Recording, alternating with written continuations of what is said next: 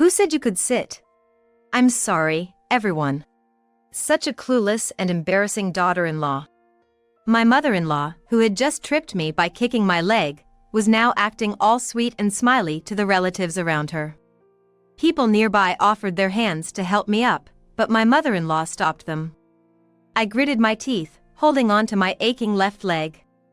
It's still slightly swollen, but that's the spot I fractured just a month ago. My mother-in-law was flaunting around the relatives, acting like she could treat me, her daughter-in-law, like a mere servant. But then, someone appeared, and just like that, mother-in-law reputation crumbled. My name is Jennifer. I'm 24 this year, and I live with my husband. We both work full-time. I met my husband at a matchmaking event organized by a friend. Back then, I thought the idea of getting married was silly, and I was too shy to even consider dating someone. Plus, I was always so focused on my studies that I didn't have many friends. Because of my personality, a few of my close friends worried that I might end up single and with few friends for the rest of my life. So, they strongly insisted and brought me to the event. I wasn't looking for a life partner, but by chance, I met Ken, who's 2 years older than me. He turned out to be a senior colleague of the friend who had invited me. Apparently, Ken was also one of those who got dragged into attending the event. My friend whispered to me, "If you don't find anyone else you like, just chat with this guy," so I did just that. It seems Ken too felt the same way. I later found out he said he'd be with me only if there weren't any other women he liked. In the end, I did attend an event for singles, but later on, I ended up dating Ken, just as my friend had suggested. According to my friend, Ken and I seemed to have similar vibes, so they thought we might be a good match, and it turned out they were right. While we weren't exactly finishing each other's sentences, there were times I knew what Ken was thinking or trying to say, and it seemed he felt the same way about me. We had a comfortable, friendly relationship despite being a couple and eventually got married quite naturally. Up to this point, everything had been smooth, and I was surprised that someone like me, who isn't really good at socializing, got married. But then, hell began. Ken's family home was about as far as taking a high-speed train from my hometown, say, like traveling from New York to Chicago. I moved in with my in-laws as soon as we got married. Now, living with in-laws might conjure up images of nasty mother-in-law drama for some. In my case, I thought Ken's parents might be as laid-back as Ken himself. But the moment I stepped into their house, an older woman said to me, "You're Jennifer? What's with that messy hair?" Before I could say anything, an older woman said that to me, leaving me stunned.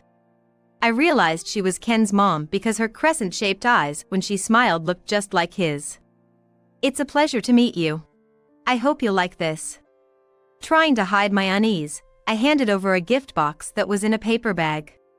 Without reaching for it, my mother-in-law said, "I'm busy, so get ready and come to the kitchen right away. You can unpack later." And then she just disappeared into a room. My father-in-law, who had been silent the whole time, was the one who took the gift. However, he didn't make eye contact with me and mumbled something under his breath as he walked in a different direction from my mother-in-law. Meanwhile, Ken just went inside without a word of explanation or apology. I felt uneasy about the family dynamics I had glimpsed in that brief moment, but I didn't have time to hesitate. As my mother-in-law had told me, I handed my luggage over to Ken and quickly headed for the kitchen. Hearing my footsteps, my mother-in-law turned around and gave me a sharp glare. "Do you not tie your hair back when you cook at home? Do you have some tradition where a husband drinks a tea made from his wife's hair or something?" Seems she purposely described my naturally curly hair as messy earlier. I wasn't expecting to start cooking as soon as I arrived, and it appeared she didn't like that I had my hair half up. "I'm sorry. I'll tie it back and come right back." As I was about to leave the kitchen, she said, "Don't you dare drop even a strand of your uncultured hair. And if you're gonna tie it, these hold the best," handing me a pile of rubber bands. I was somewhat prepared to be bullied as the new daughter-in-law, but I hadn't expected such direct animosity. My mother-in-law was a tricky person to deal with. Most would assume mothers bully their daughters-in-law because they feel their precious son has been taken away, but it didn't seem that way with her. That's because she was tough on Ken and my father-in-law as well. Especially towards Ken, she'd often say, "You're so weak-willed that you could only get a good-for-nothing wife like her," or "despite me constantly telling you not to turn out like your dad." She was really mean with her words. Ken and my father-in-law just kept quiet, not retaliating at all. I decided that she must have some sort of condition where mother-in-law can't survive without making snide remarks. I managed to endure that. However, there were times when mother-in-law was in an especially bad mood and only my meal wouldn't be served. Ken and my father-in-law saw this, but both pretended not to notice. Ken, in an attempt to appease her, would even join in on her nasty remarks about me. Despite being a grown man, he didn't have the guts to speak up to his mother. He acted as if everything his mom said was right, blaming me for it. It made me sad, and at the same time, I was utterly dumbfounded by his attitude. As for my father-in-law during these times, he would be as inconspicuous as possible, quickly leaving the room whenever my mother-in-law started harping on me. The reason not only Ken but also my father-in-law couldn't stand up to her became evident through her harsh words. "You married into our family, so you have no right to talk back to me. Everything you have now is thanks to my father. If you have any complaints, why don't you speak up? You'd be cursed by my father." It didn't seem like the father-in-law was afraid of being cursed, but he seemed to feel inferior because he married into the family. Having seen his father being submissive to his mother since he was young, Ken probably realized that his mother was the strongest in the family. Just like his father, he always tried to gauge his mother's mood and would either stay silent or agree with her, no matter what she said. I, already anxious about living in my in-laws' house, was soon faced with a predicament. From the day we started living together, I was made to accompany my mother-in-law on her weekly grocery and household shopping trips. One day, after getting used to carrying bags full in both hands, I went to the usual supermarket that my mother-in-law always frequents. It was a weekend, so the elevator we usually took was crowded, and we couldn't use it right away. Impatient, my mother-in-law quickly grew frustrated that there wasn't a single elevator on the ground floor, exclaiming, "Forget it. It's a waste of time to wait here. Let's just use the stairs." Though she always has me fetch even just a single TV remote for her, it was surprising to hear such words from my mother-in-law. If I dared to speak out, I felt like she might just bite my head off, so I silently obeyed. Walking diagonally behind my fast-paced mother-in-law, I reached out instinctively when she almost tripped over the hem of her dress. In that split second, I stretched out my hand and supported her back to prevent her from falling. But in doing so, I lost my balance and ended up tumbling down a few steps. Until then, everything had been okay. However, because of what I did, I neglected to watch my own step. I lost my balance and fell. "Hey! What the heck are you doing?" Instead of showing concern, my mother-in-law scolded me. Oddly enough, I was more surprised by her reaction than the pain I felt. I'd only fallen down a few steps, but it seemed like I'd twisted my ankle pretty badly. Noticing the rapidly swelling ankle, my mother-in-law clicked her tongue in annoyance. "Ugh, you're so clumsy. With that ankle, you won't be able to carry the groceries properly. Just wait in the car. It's pointless having you here." I don't want to sound ungrateful, but it's pretty harsh considering I got hurt while trying to help my mother-in-law. But if I mentioned that, she'd probably snap at me even more, so I just quietly went back to the car, reclined the seat, and took a rest. The next day, once the household chores had settled down, I went to the doctor around noon. I thought it was just a sprain, but it turned out I had a hairline fracture, and they gave me crutches for the way home. I texted mother-in-law about it, letting her know I'd gotten medicine and would be a bit late. The lack of a response was par for the course, letting me know mother-in-law didn't care in the slightest. Struggling with crutches I wasn't used to, I got home only to be immediately told by my mother-in-law, "Change the light bulb in the bathroom. The ceiling is high, so just use the ladder from the backyard. And make sure to clean that dirty floor." I was taken aback by her usual uncaring attitude. It wasn't that I wanted her to be concerned for me. But, there's no immediate need to use the bathroom, and couldn't the light bulb replacement wait for Ken or the father-in-law to get back from work? Having someone with a bad leg climb up a ladder on a slippery floor, it showed mother-in-law lack of humanity. And of course, when Ken and father-in-law came home, neither showed any concern. All I got was mother-in-law yelling at me for not doing chores efficiently with my injured foot. From that point, her mistreatment of me intensified. Though she didn't lay a hand on me, I was constantly berated with cruel words, increasing my stress. About a month into this life, while I was weeding the garden, protecting my slowly healing foot, mother-in-law approached me. "There's a family dinner next week. Knowing you, you don't have any formal dresses, right? I'll lend you one of mine, but make sure you fix that messy hair of yours for the day." Ever since the marriage, she had made me quit my job. I had no money of my own, yet mother-in-law never stopped taking digs, even about the texture of my hair. Thanks to her, I was always forced to tie my hair up tightly, making me feel like I was aging even more. Ken said that family dinners are held about once every 3 months, and everyone who gathers there holds a high social status. Whether they're highly educated and employed at major companies, or entrepreneurs with over 500 employees under them, they're all elites in their respective fields, it seems. When I actually went, I noticed that in the parking lot of the reserved restaurant, everyone was standing around in groups, chatting and mingling with those high-status individuals. Even though I was the newbie, many approached me to chat, but my mother-in-law would almost always intervene. "This is my daughter-in-law, Jennifer. Sure, she's dressed up nicely now, but on a regular day, if no one says anything, she'd be in sweatpants with unkempt hair. It seems she put in extra effort today knowing she'd meet all of you. Honestly, it's a bit much, isn't it?" Despite the awkward smiles from others, my mother-in-law kept bad-mouthing me.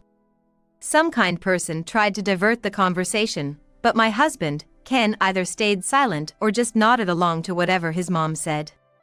The mother-in-law sweet-talked everyone in a cloying tone and even handed out small gifts to each person. When we finally entered the restaurant, the seating arrangement seemed to be decided by some unspoken rules. I was about to take a seat following Ken, but my mother-in-law, who was talking with someone, darted over immediately. "What do you think you're doing sitting down as a daughter-in-law? Stand up." Incredibly, she kicked my injured left foot.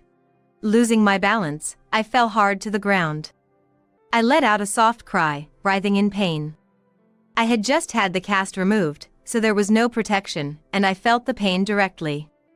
Looking down at me, the mother-in-law quickly said to the others, "I apologize for the scene. My lack of discipline has caused this embarrassing display. She should at least fake it better, right? After her own carelessness got her injured, she only knows how to play for sympathy." Mother-in-law may have been panicking inwardly at my fall, spewing nonsense rapidly. A few nearby people offered to help me up, but she stopped them all. "It's all right, no need to be kind to a liar. I'll give her a piece of my mind, so don't you worry about it." Mother-in-law grabbed my arm, trying to force me up while swiftly taking her own seat. I was sitting on the cushion. Being treated like a mere doll by my mother-in-law and the glances from the surrounding people made me feel embarrassed and irritated. I took a deep breath, ready to express the feelings I'd been holding back. But suddenly, someone approached from behind, brushed past me, and touched the back of my mother-in-law. "Oh, big mother-in-law!" The startled voice of my mother-in-law. Judging by her words, it must be my husband's grandmother. The woman was elegant in a pale-colored dress, but her tight-lipped expression gave off a cold vibe. "I heard you weren't coming today." "Well, I did say I might not be able to make it because I had plans, but I made a reservation just in case I could." "What, shouldn't I have come?" "No, it's not like you shouldn't have come. I'm delighted." My mother-in-law suddenly looked timid and scared. The big mother-in-law told my father-in-law, "Go ahead and start," and led my mother-in-law to a corner of the room. When I tried to stand up, the big mother-in-law stopped me. "You've got that leg injury, right? It's not good to strain yourself. Just relax and sit next to Ken." Her commanding presence was undeniable, so I just complied. As the big mother-in-law was about to return to her seat, my mother-in-law, standing in the corner, spoke up. Big mother-in-law." "What is it?" You should just stand there. If you have something to say it from there. Without even looking back, the big mother-in-law sharply responded. Why do I have to stand? I came because I wanted to dine with you. Peeks from other relatives made my mother-in-law's face turn even redder. What a ridiculous thing to say. Did you really think you, being just the daughter-in-law, can sit? It's about what you said to Jennifer earlier, isn't it? Don't you think you should set an example?